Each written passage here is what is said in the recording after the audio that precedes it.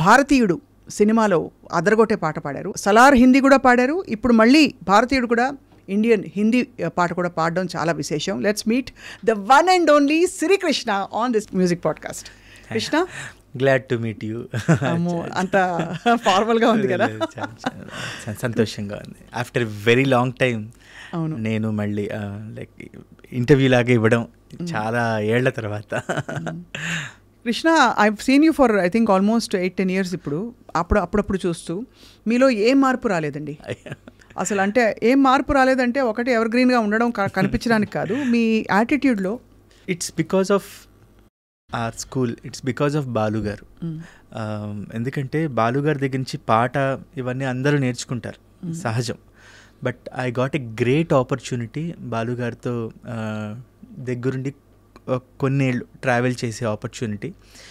ఎందుకంటే ఆయన ఎలా ఉండేవారు, ఆయన పాడిన పాటలు ఏమిటి, ఆయన ఉన్న స్టేటస్ ఏమిటి, కానీ ఎంత గ్రౌండెడ్గా ఉంటారు.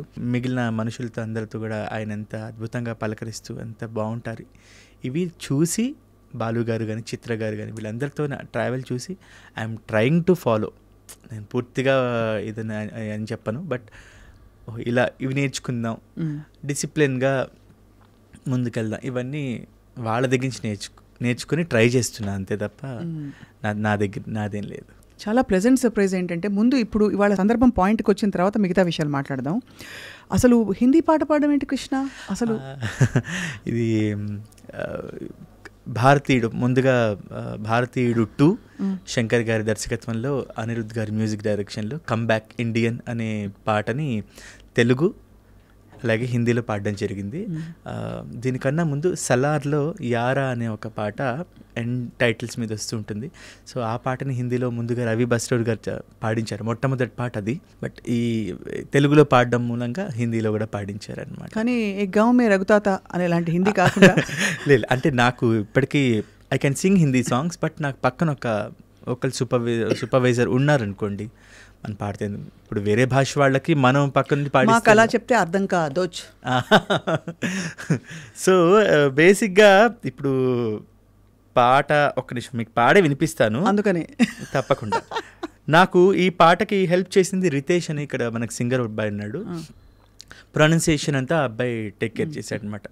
इसका है ब्लू टिक रे कम बैक इंडियन, इसका आधार भी है कम बैक इंडियन, ये तो कंपलसरी है कम बैक इंडियन, आदत अन्याय की कम बैक इंडियन, कोई ना बदला है कम बैक इंडियन, सब कुछ पहले सा है कम बैक इंडियन. ఇలా వస్తుంది పాట. సో మాటలు రోజువారీ వినే భాషే కాబట్టి మనకు పెద్ద ప్రాబ్లం లేదు. బట్ ఈ మే ఇలా చిన్న చిన్న ఉంటాయి కదా, సో వీటన్నిటికీ నాకు తను హెల్ప్ చేశాడు దగ్గరుండి రితేష్. సో ముందు పాడిన యారా సాంగ్ కూడా రితేష్ దగ్గరుండి హెల్ప్ చేశాడు. అంటే అన్న ఈ వర్డ్ ఇట్లా ఇది ప్రొనౌన్సియేషన్ ఇలా అంటే బాగుంటుంది అని చెప్పి అన్న. నేనే పెద్ద హిందీ మాట్లాడేవాడిని కాదు, కానీ రెగ్యులర్ ప్రోగ్రామ్స్లో మనం హిందీ సాంగ్స్ పాడుతూనే ఉంటాం. అది వేరు, అంటే స్టేజ్ ప్రోగ్రాంలో పాడేయడం అవి నడిచిపోతాయి, కానీ ఇది రికార్డెడ్ కదా. సో నేను అదే ఇప్పుడు చెప్పేది ఏంటంటే, ఇప్పుడు వేరే భాష గాయకులు మన తెలుగు భాషను పాడుతున్నప్పుడు పక్కన ఎవరో ఒకళ్ళు ఎలా హెల్ప్ చేస్తూ ఉంటారు, అలాగే నాకు కూడా అలాగే హెల్ప్ చేశాడు మన తెలుగు అబ్బాయి బేసిక్గా హిందీ ఫ్యామిలీ, రితేష్ ఇక్కడే ఉంటాడు. సో తను నాకు హెల్ప్ చేశాడు. గ్రేట్. యాక్చువల్లీ ఇప్పుడు మరి ఎన్ని భాషల్లో పాడినట్టు కృష్ణ? తెలుగు, కన్నడ పాడాను, తమిళ్, కీరవాణి గారి మ్యూజిక్లో తమిళ్ పాడాను, మలయాళం, హిందీ ఒక 2 పాటలు. సో అనిరుద్ధ్ మ్యూజిక్ డైరెక్షన్లో యంగ్స్టర్ ఒక మంచి కోలావరితో ఫేమస్ అయిన అనిరుద్ధ్ ఎలా ఉండింది? హౌ వాజ్, అంటే తను ఉన్నారా రికార్డింగ్ అప్పుడు, లేదా ఇక్కడ ట్రాక్ పాడి పంపించారా? ఇక్కడ నాకు అనిరుద్ధ్ గారితో 2018 నుంచి గ్యాంగ్ అని సూర్య గారిది ఒక ఫిలిం వచ్చింది, తానా సేందుకోట అని తమిళ్ ఫిలిం. అది ఆ ఫిలిం దగ్గర నుంచి పరిచయం అనమాట. శ్రీమణి గారు నన్ను పరిచయం చేశారు. అంటే ఆ తమిళ్ సినిమా తెలుగు వర్క్స్ అని చేయడానికి ఒక వ్యక్తిగా, అప్పుడు వారు వేరే వర్క్స్తో బిజీ ఉంటే అప్పుడు కృష్ణ బాగా చూసుకుంటాడు, అన్నీ బాగా చేయిస్తాడు అని అంటే నన్ను ఆ రకంగా పరిచయం అయింది అనిరుద్ధ్ గారితో. కొన్ని సందర్భాల్లో వారితో ఫోన్లో మాట్లాడడం జరిగింది. ఒక గ్రూప్ ఉంది మాది, ఆ గ్రూప్లో వారి మెయిన్ టెక్నికల్ టీం అందరూ కూడా ఉంటారు. వారి సౌండ్ ఇంజనీర్, ఇంకా వోకల్, మ్యూజిక్ సూపర్వైజర్ అందరూ ఉంటారు. సో ఆ గ్రూప్లో మేము పాడే ప్రతి వర్క్ షేర్ చేస్తూ ఉంటాం అనమాట. సో వాళ్ళు ఆ గ్రూప్లో అప్రూవల్ అయిపోతుంటుంది. ఇక్కడి నుంచి అంతా ఆన్లైన్లోనే దాదాపుగా. ఇప్పుడు అంత టెక్నాలజీ కదా కాబట్టి దాదాపుగా. బట్ ఏదైనా ఉంటే వాళ్ళు ఇప్పుడు కొన్నిసార్లు వాయిస్ నోట్స్ కానీ ఫోన్లో కానీ ఈ సందర్భాలు ఈ ఫీల్ ఇట్లా ఆల్రెడీ తమిళ్ వాళ్ళు పాడింది మనకు పంపించుంటారు కాబట్టి ఆ ఫీల్ని మనం అర్థం చేసుకొని తెలుగులో పాడడం అంతా జరుగుతుంది.